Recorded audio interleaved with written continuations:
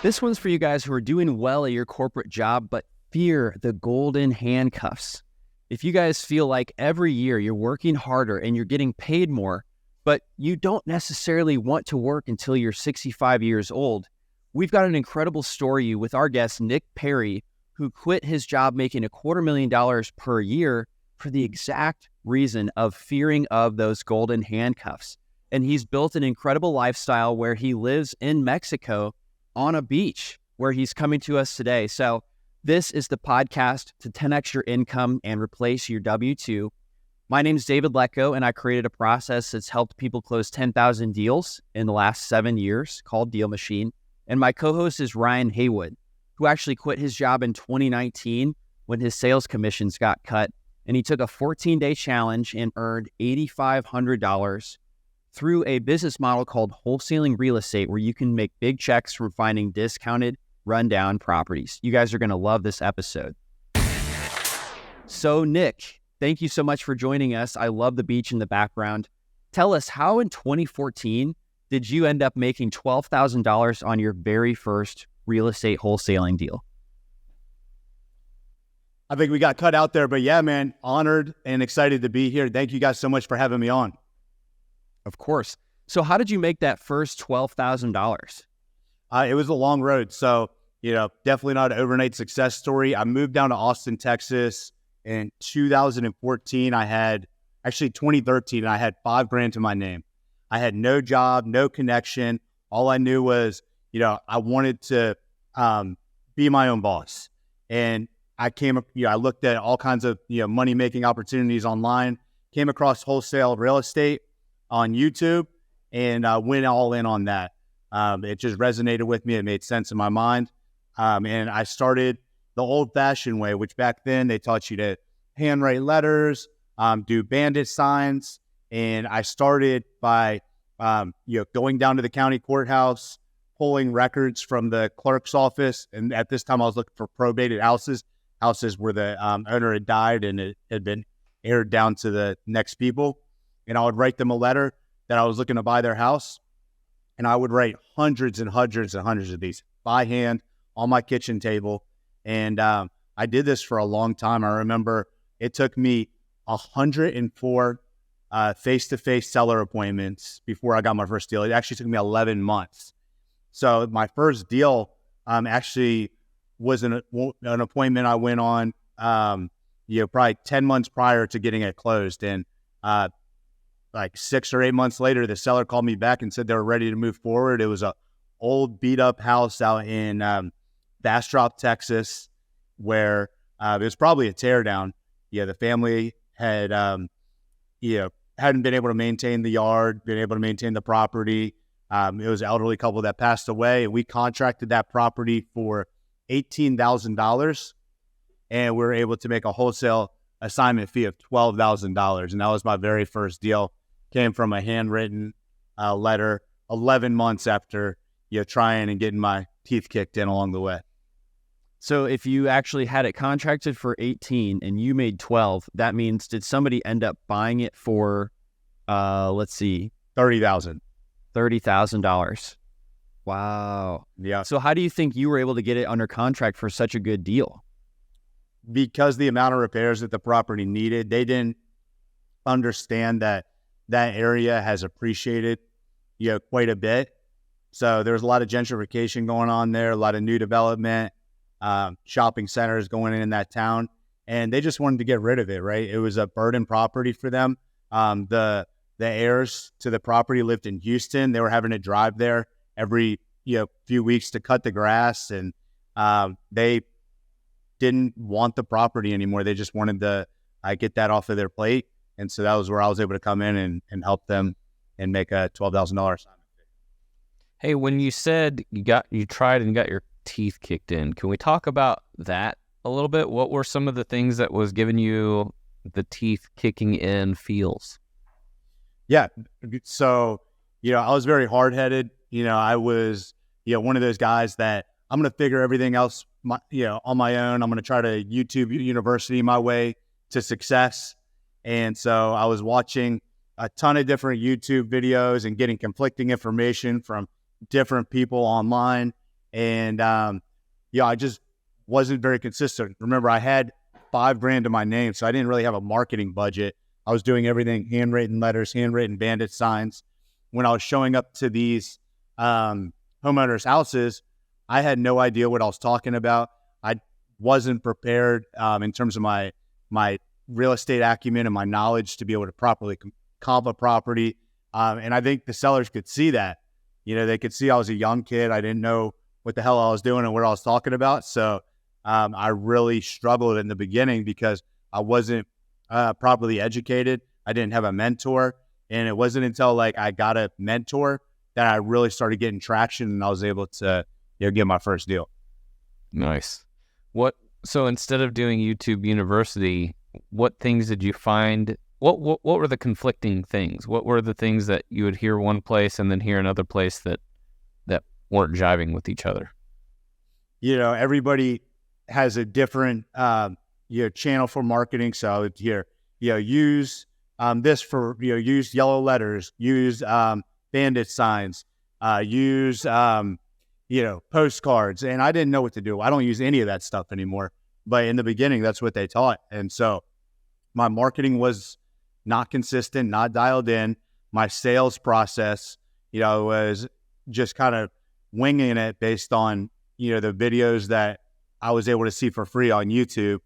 And it showed when I went out to these sellers' appointments, they, would, kindly walk me out the door or sometimes tell me hey, never call me again. And I would, get back in my beater Mazda 3 and drive to the next appointment.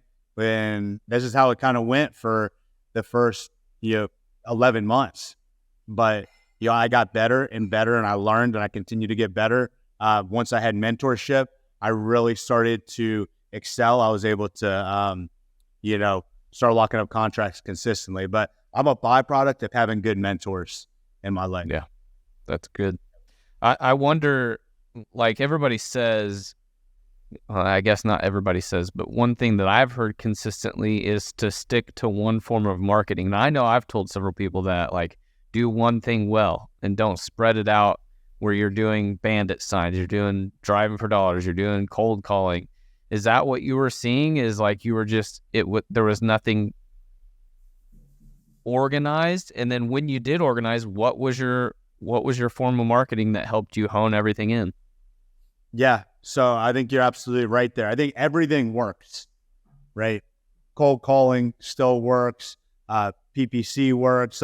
But you've got to choose, what works for you and what's your expertise. I have really excelled with pay-per-click advertising. So that was really when I started to get traction. I never got a lot of traction with the old school form of marketing, direct mail, bandit signs, cold calling, SMS.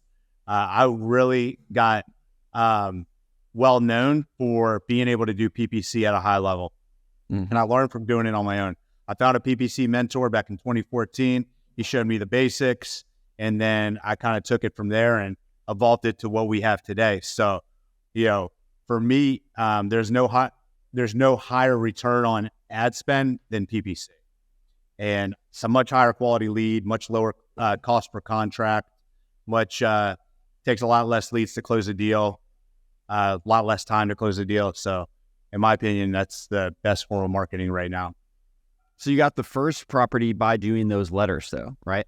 Correct. And I continue to try to do it, but what I know, I took that first $12,000 assignment fee and I rolled it 100% back into marketing.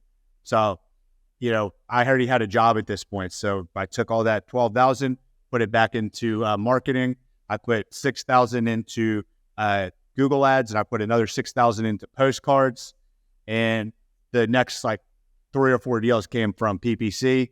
I had maybe 1 or 2 come from the postcards. And then I realized okay, PPC, there's something to learn here. And I really started dialing in on that. And that's what I built my career on, is high inbound leads. I've tried everything. I've spent hundreds of thousands of dollars on direct mail. Same thing with cold calling, texting, and PPC is where I've excelled. Cool. What did the postcard say, and what does your PPC say? It rhymes the same message, hey, I'm looking to buy your house. The postcard just say, I remember I would handwrite them, it would say something like, hey, my name's Nick. I'm a local home buyer. I'm looking to buy your house. I can close, all the same stuff, fast, no commissions, and give me a call back when you get this. And then the Google, ads, they say all the same stuff you see every real estate investment company out there. Number one trusted home buyer. We buy houses locally. Get a no obligation cash offer. There's nothing special about the verbiage on the marketing. That's pretty much how it goes. Amazing. That's really important. Nothing special about the verbiage, because a lot of people say, well, I don't know what to say, or should my next one say something different? And I know you can get sophisticated and change it up, but I send the same thing every time, and it's worked for me. So what were you doing before this? Because I know you're somebody that you had fear of the golden handcuffs, but seemed like making $250,000 a year was a pretty nice life. So why was that so important to you? So when I moved to Austin, remember I had $5,000 in my name. I had this dream of becoming a successful real estate investor. I'm getting my teeth kicked in. I'm running out of money trying to make this real estate dream, a reality. And I had to take a job. So I got a job at Indeed.com. They hired me to be an inside sales representative. And I was down to my last $800 in my account. I wasn't going to be able to make rent that month. So I said, I'm going to go into this job and go in there and absolutely crush it, do my very best, do whatever the hell they tell me to do. So one, I can pay my rent, and two, I can fund my real estate business and get out of this job as soon as possible and become a full-time entrepreneur. So that was my mentality going into having to take a job. And I went from $800 in my account, not being able to pay rent, to rookie of the year, top gun, like top of the leaderboard at Indeed. Got all the sales awards. And that's why I was able to make, I started making from that to $250,000 a year on my corporate job. And then at the same time, I was locking up and closing real estate deals. I was making, $30,000, $40,000, $50,000 a month in my real estate business. And after a couple of years, I just moved into doing real estate full time. So there's nothing wrong with having a job, but you know what job stands for? Just over broke. It's golden handcuffs. It's basically, you're a paid slave. Maybe you're making $250,000 a year, but you're a high paid slave. Either way, at the end of the day, you're working for somebody else. They're determining what your net worth is, what your pay is, and you're never going to become financially free in a W-2. Hey guys, if you know you want to quit your job in the next 3 months, make sure you're subscribed to this podcast, because we've got some incredible frameworks with step-by-step instruction that you're not going to want to miss. Also, leave us a rating and review to let us know your favorite parts and why you want to get financial freedom. What are the things that you wanted to do with your financial freedom, including moving to Mexico? Yeah, I mean, I was always a rebel growing up, so I had always had authority problems. I was always getting in trouble. It's hard for me to take, have another grown man tell me like when I can take a lunch, when I need to show up, when I want to go home. Like that just doesn't work well for me. So my idea of success is being able to do what I want, when I want, with the people that I want to do it with, whenever I want to do it. Right. And it's the classic, rebellious entrepreneur mindset that is just deep inside of me. And so that was always a burning desire to be able to control my calendar, control my schedule, be able to have time freedom. Obviously, money is great. Money is a tool that can solve 98% of life's problems. But at the end of the day, that's all it was I wanted my freedom. So what does an average day look like for you in Mexico now that you have your freedom? I mean, I do whatever I want. I tried to retire and do nothing for a little while. I've been semi-retired for the last 3 years, but to retire is to expire. And you get very bored very quickly. And I think as people, you need purpose, you need goals, in order to have fulfillment. Tony Robbins says happiness is progress. So if you're not progressing in your life, mentally, spiritually, financially, physically, then you're not going to feel happy. So I still, get up in the morning and figure out where I can add value to all areas of my life. So I'm taking care of my my body by working out. I'm making sure that, I'm spending time with my family.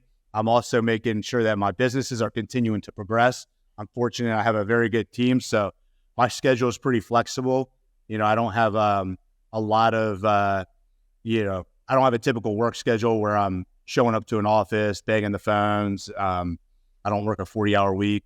I work maybe an hour in my business, an hour or two, and then that's it. Got it. Well, that's amazing, man. I'm glad. And I think that's the secret, is exactly what you said, where you tried to retire for 3 years, but to retire is to expire. And I think that's actually the secret, that nobody actually wants to stop working, but they actually want to be doing work that is something that they're very passionate about. And then something where they're not having to be told when to take a lunch break and what hours they need to be in the office, and have some control over that without being guilty. And it sounds like you're kind of talking along the same lines.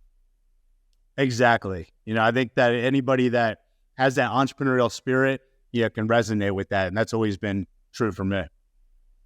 And why did you pick Mexico? So I left, remember, I built my real estate operation in Austin, Texas. And over the last decade, I built it up. We've got 18 people in my office in Austin. I've actually promoted one of my executives to CEO of my company. And when I promoted him to CEO of the company, that was basically my cue to get out and let him run the company. It doesn't do me any good to hire a CEO and then be working on top of him. So I moved away from Austin, Texas, right in COVID, like 2020. I moved to Miami and South Beach, and I lived in South Beach, had a great time there. But I wanted something different. Like I've lived in the United States my whole life. So I moved to Panama City, Panama, which was a phenomenal time. I had a huge, penthouse on the 54th story, 10,000 square feet, actually 11,000 square feet. It was phenomenal, and had a great time there, but got bored in Panama. So I moved to Cancun, Mexico, where it's a little bit closer to the United States. Like I joke all the time, I'm basically in South Texas. I can get to Austin anytime I want. It's a 2-hour flight, pretty much anywhere to the United States. Great direct flights everywhere. You got world-class entertainment, beaches. People come here all the time, so I get to still see my friends a lot when they come visit. It's got a lot going for it, and the cost of living is much cheaper than if I were to do something like this in Miami. And it reminds me of living in Miami again. So I love the beach, love the palm trees, checks all the boxes. Yeah. And in my experience in Mexico City, which I know is not exactly where you're at, there was absolutely incredible food. And I would order 4 entrees, and the total would be like $37. So it was just incredible how much value you can get living in Mexico as well, from my understanding. I've traveled to a lot of countries. Mexico's got the best food. Mm-hmm. Hands down. And it's not Mexican food like we get at a Mexican restaurant here. This was just absolutely incredible what I experienced. Not even just Mexican food, all different kinds of cuisines. Like they're very, they take their restaurants serious down here. So it rivals Miami, Dubai, Milan, anywhere else you'd want to go in the world. Mm-hmm. So, man, so you started in 2014, took 11 months to get your first deal, and now we're in 2023. So this has been almost a 10-year journey for you, and you've hired a CEO 3 years ago. So really, it took you about 6 years to fully kind of get yourself out of the business. Is that fair to say? Yeah. Yeah. No, yes, I had a lot of leverage before I left. Like my CEO that I promoted, he was the COO of my company. So he was basically running everything. And I was watching him with training wheels on for, a couple years before I promoted him to CEO and fully removed myself. So got it. Yeah. Okay. So knowing that it took, 6 years to do that, what were some of the other milestones after doing your first deal, realizing that PPC was a scalable platform that worked well for you? And then I know you actually went virtual, and you were one of the first people to start doing deals outside of where you live. So are there any other big milestones that I'm missing? Yeah, going virtual was a big one. So I had a hard time generating leads. Remember, I was in Austin. I was trying to get leads in Austin, San Antonio, Houston, and the cost per lead was very high. and I was having a difficult time, with my marketing in those cities. So I tried doing SEO. I actually got really good. I SEO'd my website to where I was getting a ton of organic traffic, and I was trying to do that to get leads in Austin and the surrounding cities. But all the leads I was generating were coming from all over the United States. And I was like, what am I going to do with these? And for the longest time, if it wasn't in, one of the Texas cities, I would just discard it. And then I was so low on leads. I was like, you know what? I'm just going to take a shot on one of these, leads from outside of Texas. And I called a lead in Harrisburg, Pennsylvania, locked it up, scrambled around, found a buyer, made like $8,000. That was proof of concept. Next thing you know, I had another one right behind it in Ohio, made another $12,000. And then I was like, okay, there's something to this. And it really shifted for me when my organic traffic died. So Google updated the algorithm, and all my hard work that I did trying to get my website to page 1 got penalized, or something happened, and I was wiped off of the first page and never to be seen again organically on Google. And so I was scrambling again, and I said, you know what, I'm going to try to do PPC nationwide and see what happens. And I was shocked, because when I opened up my campaigns from just doing like some of the Texas metropolitan areas to doing nationwide, my cost per lead went from like $200 down to like $10. I was like, holy shit. So now I had something to really like sink my teeth into. And there was a lot of challenges that I faced, logistically doing nationwide. But I learned that's a really cool insight, is that if you're going to go and do virtual deals around the country, that's whenever PPC seems to work best and most efficiently. Agreed. So that's what we teach heavily in our mentorship, is how to do this on a statewide level or nationwide level. So you can see that lower cost per lead. If you're trying to compete in a metropolitan area, your cost per lead is going to be very high. Interesting. Were there any other major hurdles that you figured out about this going virtual? Going virtual, I mean, yes, I could go on for a long time. I don't know. I know this is a quick episode, but a lot of the back end hurdles of how do you get, how do you find buyers? How do you find the right title company? What about sending, buyers into a property with a seller? How do you set the right expectations? So figured all that stuff out. Now we're, doing it. Got it working like a well-oiled machine, but it took a couple of years. And that's really what we teach in our mentorship, is how to do this so you don't have to go through all those labor pains like I did. Yeah, I think that going virtual seems to work well for somebody who lives in a pretty expensive market. Could be like Austin, Texas, or certainly in California or the Pacific Northwest. Where can people go to find out more about your mentorship on how you do it? You can go to sevenfigurecartel.com, or just go to my Instagram, Nick Perry, REI, and then I have a link in the bio. You can schedule a free call with my team to talk shop and see if it makes sense for you.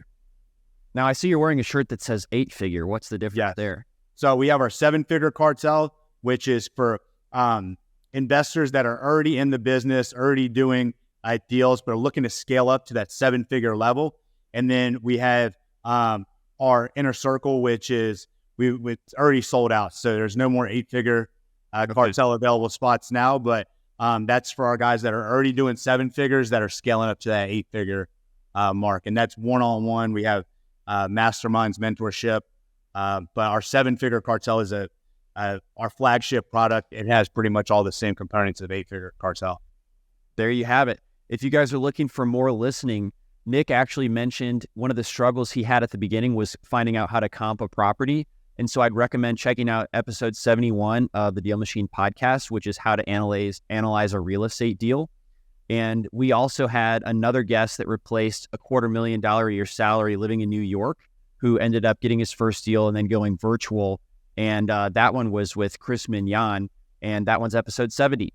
And we'll see you guys on the next episode. Thank you so much, Nick. Thank you. Appreciate it. Thanks for listening to the DealMachine Real Estate Investing Podcast. Please leave us a review and follow along wherever you're listening to your podcast.